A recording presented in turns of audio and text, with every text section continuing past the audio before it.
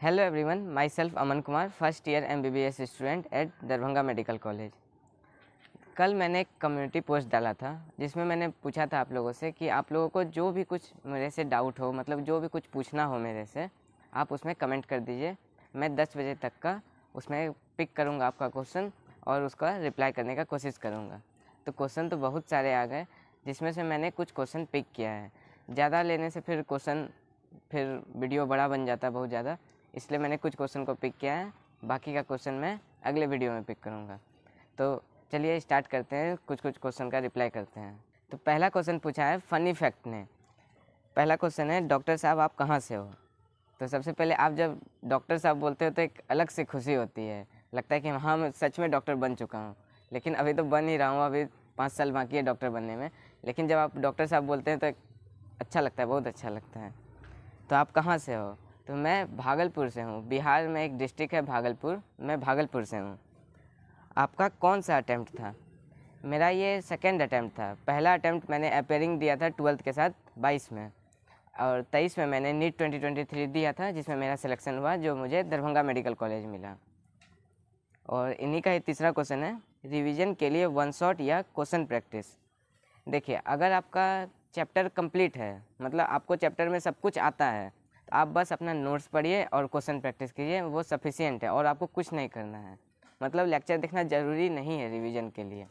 लेकिन आपको लग रहा है कि हम कॉन्सेप्ट बहुत भूल चुके हैं, मतलब बहुत पहले पढ़े थे चैप्टर और रिवाइज भी बहुत दिन से नहीं किए हैं, और लगभग मेरा मतलब कुछ पोर्शन लग रहा है कि हम भूल चुके हैं। तो उस केस में आप रिवीजन के लिए वन शॉट देख सकते हैं, जल्दी जल्दी स्पीड बढ़ा के। तो आपका रिवीजन भी हो जाएगा, उसके बाद आप क्वेश्चन प्रैक्टिस कीजिएगा। लेकिन अगर आपका पढ़ा हुआ है चैप्टर और आपने मतलब रिवाइज किया है इधर कुछ 1-2 मंथ में, तो आप बस नोट्स पढ़िए और क्वेश्चन प्रैक्टिस कीजिए। लेक्चर देख के अपना टाइम वेस्ट बिल्कुल मत कीजिए। और इन्हीं का ही चौथा क्वेश्चन है, 2 मंथ बचे हैं, कुछ एडवाइस दे दो डॉक्टर साहब। तो जैसा कि 2 मंथ अभी बचा हुआ है, तो आपका मतलब अगर सारा सिलेबस कंप्लीट है या एकदम होने वाला है सिलेबस कंप्लीट, तो अब जो बचा हुआ समय है उसमें बस आप केवल क्वेश्चन प्रैक्टिस पे फोकस कीजिए और टेस्ट दीजिए।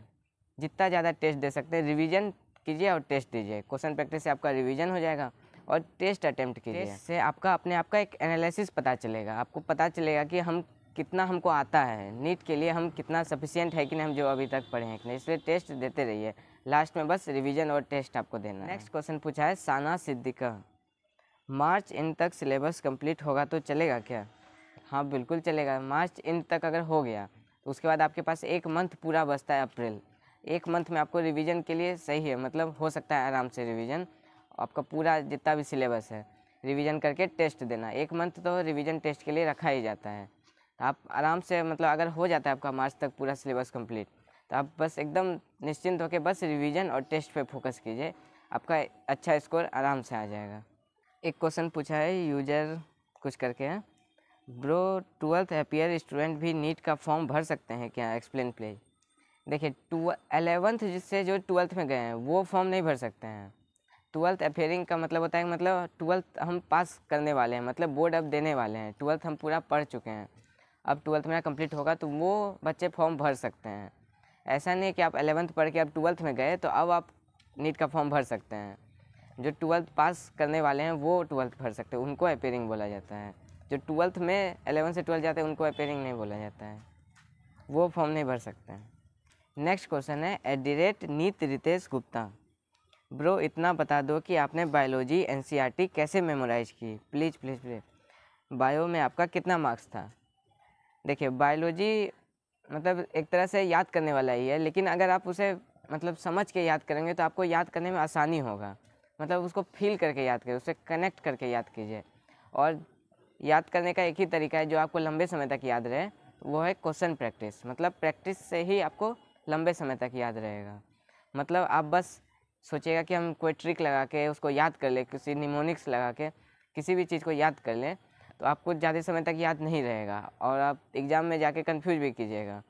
और यही चीज़ अगर आप क्वेश्चन प्रैक्टिस के थ्रू याद कीजिएगा, मतलब जो क्वेश्चन पे आपको हार्ड लग रहा है, जो टॉपिक उस क्वेश्चन पे, मतलब जो टॉपिक आपको हार्ड लग रहा है उस पर आप मल्टीपल क्वेश्चन अगर प्रैक्टिस कीजिएगा तो वो चीज़ आपके दिमाग में बैठ जाएगा, उसको आपको मतलब हमेशा याद रहेगा और भूलिएगा बहुत जल्दी नहीं भूलिएगा, मतलब हमेशा दिमाग में मेमोरी बना हुआ रहेगा लंबे समय तक। उनका क्वेश्चन था कि बायो में आपका कितना मार्क्स था। तो मैं एक वीडियो जल्दी बनाने वाला हूँ जिसमें मैं तीनों सब्जेक्ट का अपना मार्क्स बताऊँगा, फिजिक्स, केमिस्ट्री, बायो, तीनों का मैं बता दूँगा नीट में मेरा कितना मार्क्स था। अब नेक्स्ट क्वेश्चन पूछा है प्रदीप कांगे ने, आप यूट्यूब से कितना अर्न करते हो? आप लोगों को क्या लगता है कि मतलब यूट्यूब खोले तुरंत अर्निंग करना स्टार्ट? लेकिन ऐसा नहीं होता है। मैंने यूट्यूब क्यों खोला था? ताकि जो प्रॉब्लम मुझे फेस हुआ था, मैं मतलब जो फेस से गुजर चुका हूँ, जो मुझे एक्सपीरियंस हुआ है, मेरी गलतियों से जो मैंने सीखा है, वो मैं आप लोगों से शेयर कर सकूँ। क्योंकि मैं जिस टाइम था उस समय मेरे पास कोई नहीं था मुझे बताने के लिए कि मैं क्या गलती कर रहा हूँ। मैंने भी बहुत सारी गलतियाँ की थी, नहीं तो मेरा सिलेक्शन फर्स्ट अटैम्प्ट में नहीं हो जाता जिस समय मेरा 314 नंबर आया था। लेकिन जो गलती मैंने की थी उस गलती को आप ना करें, इसलिए मैंने सोचा था कि यूट्यूब चैनल में बनाऊंगा और मेरा जो भी एक्सपीरियंस है वो मैं आप लोगों से शेयर करूंगा, ताकि आप मेरी गलतियों से सीख सकें।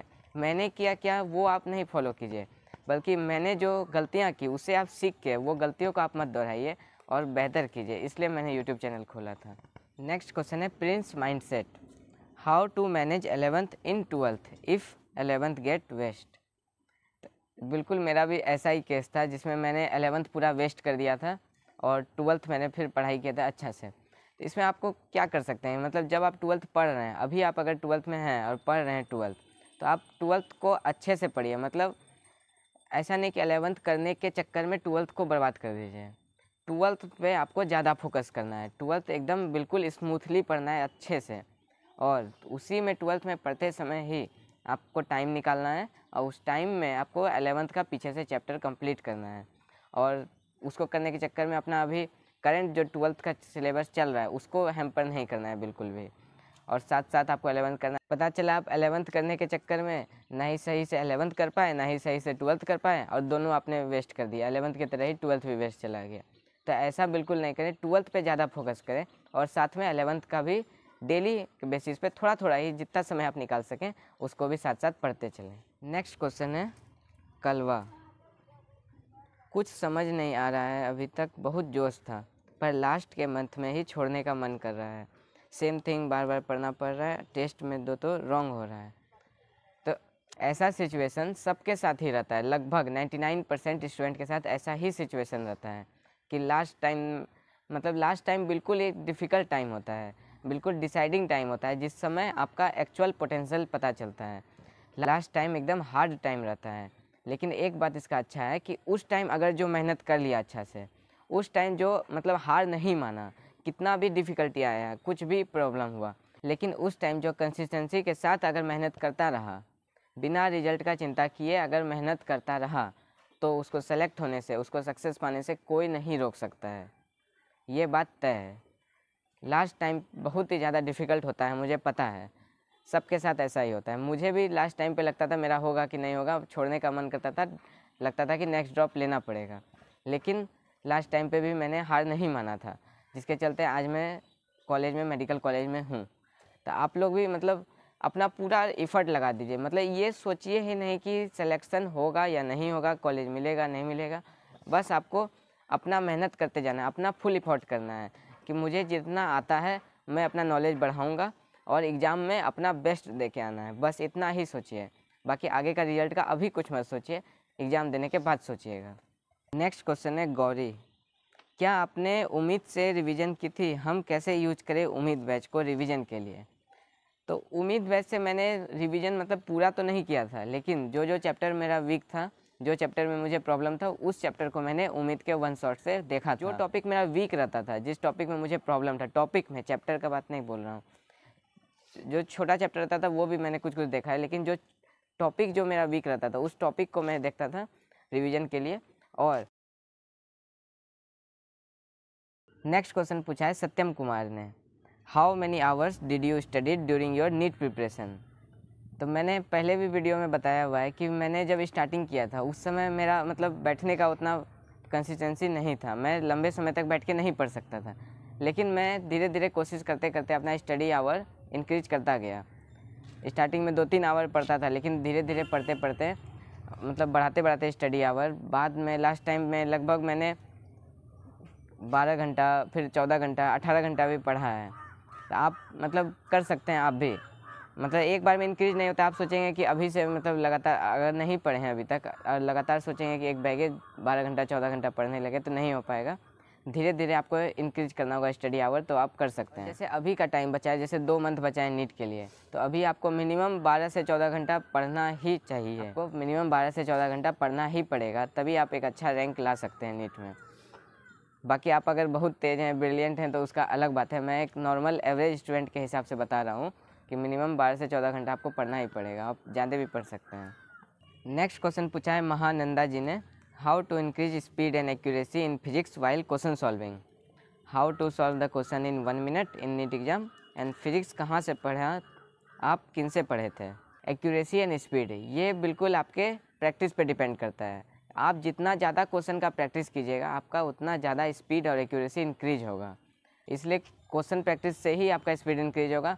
और एक्यूरेसी का बात आता है तो आप जहाँ भी गलती करते हैं, आप उस गलती को देखिए, एनालाइज कीजिए। मतलब आप जैसे टेस्ट दे के आए, आपने कुछ मतलब सिली मिस्टेक आपने कर दिया और नेक्स्ट टेस्ट से पहले आपने उसको एनालाइज नहीं किया, तो नेक्स्ट टेस्ट में भी आप वही गलती करेंगे, ये श्योर है। जब तक आपको पता नहीं चलेगा कि आप गलती क्या कर रहे हैं और उस गलती पे आप काम नहीं करेंगे कि और मुझे हमको सुधारना है उस गलती को, तब तक आप सेम ही गलती करते रहेंगे बार बार। जितना ज़्यादा टेस्ट देते जाइएगा तो आपका स्पीड और एक्यूरेसी इंक्रीज होते रहेगा। इसलिए तो बोला जाता है टेस्ट मैक्सिमम देने, ताकि नीट एग्जाम में आप जल्दी से जल्दी क्वेश्चन सॉल्व कर सकें। नेक्स्ट क्वेश्चन, फिजिक्स कहाँ से पढ़ा था आपने और किन से पढ़ा था। तो फिजिक्स मैंने फिजिक्स वाला से पढ़ा था और MR सर से मैंने पूरा का पूरा फिजिक्स पढ़ा है। कुछ कुछ पार्ट अलग सर से भी पढ़ा है, लेकिन मोस्टली मैंने MR सर से ही पढ़ा है। तो नेक्स्ट क्वेश्चन पूछा है LNA LB 6N। आप लोग थोड़ा अच्छा मतलब यूजर नेम थोड़ा रखिए अच्छा, ताकि पता चल सके। बाकी क्वेश्चन है कि भैया 24 के लिए कितने साल के PYQs करना होगा। और आगे क्वेश्चन है इनऑर्गेनिक केमिस्ट्री के लिए केमिस्ट्री है काफ़ी है, या प्लीज़ बता दीजिए। तो मैंने आपको पहले भी ये बताया कि मिनिमम आपको 10 ईयर्स के PYQ करना है। अब इसमें आप लोग बहुत को कुछ और ही समझ लिए कि 10 ईयर के ही करना है। मैंने बोला है कि मिनिमम 10 ईयर के करना है, मतलब 10 ईयर के तो करना मस्ट है। बाकी आप अगर 34 ईयर के भी कर लेते हैं तो ये इससे आपका ही बेनिफिट होगा, आपको ज़्यादा प्रैक्टिस करने का मौका मिलेगा, आपको बेनिफिट ही होगा, नुकसान कुछ नहीं होगा। और 10 ईयर के जो मैंने बोला है वो तो मिनिमम है, मतलब 10 ईयर के तो आपको करना ही है। और इनऑर्गेनिक केमिस्ट्री के लिए कैम हैक काफ़ी है क्या? ऑर्गेनिक के लिए कैम हैक का यूज, वैसे मैं अपना अगर बताऊं, मैंने पर्सनली उस बुक को यूज नहीं किया है, लेकिन मैंने जितना अभी तक सुना है उसके हिसाब से वो अच्छा बुक है, उसमें सारा पॉइंट्स कवर किया हुआ है। आप चाहें तो आप उसे यूज कर सकते हैं। नेक्स्ट क्वेश्चन पूछा है अजय चौधरी जी ने। फिजिक्स में इन्होंने 5 क्वेश्चन पूछा है। पहला, फिजिक्स में MR सर के नोट्स बस कर रहा हूँ और PYQs भी, इज इट सफिशिएंट।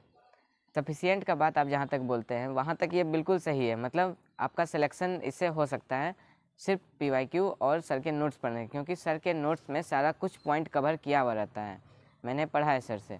बट आपको अगर अच्छा नंबर लाना है, मतलब रैंक लाना है अच्छा, तो आपको बस इतना ही मटेरियल पे डिपेंडेंट नहीं रहना है, आपको क्वेश्चन प्रैक्टिस करना है मैक्सिमम जितना आप कर सकते हैं। मैंने ये कभी नहीं कहा है कि आप क्वेश्चन प्रैक्टिस मत कीजिए, सिर्फ नोट्स ही पढ़िए। लेकिन अगर नोट्स भी अच्छे से अगर आप कर लेते हैं कवर, और सर जो DPP प्रोवाइड करते हैं और साथ में PYQ, तो इससे आपका सिलेक्शन में रुकावट नहीं आएगा। मतलब अगर आप इसे अच्छे से कर लेते हैं तो आप सेलेक्ट हो जाइएगा। लेकिन अच्छा नंबर लाने के लिए, अच्छा रैंक लाने के लिए आपको मैक्सिमम क्वेश्चन प्रैक्टिस करना होगा। दूसरा क्वेश्चन है ऑर्गेनिक केमिस्ट्री पे मास्टर कैसे करें, मेनली रिएक्शन वाले चैप्टर्स आफ्टर GOC डिफ़िकल्ट हो रहे हैं। ऑर्गेनिक में भी वही है, बस आपको क्वेश्चन प्रैक्टिस करना है और PYQ को नहीं छोड़ना है। जितना भी PYQ है ऑर्गेनिक में या केमिस्ट्री में, उसको सारे को आपको सॉल्व करना है, क्योंकि मैक्सिमम क्वेश्चन जो होते हैं PYQ से ही रिलेटेड रहते हैं।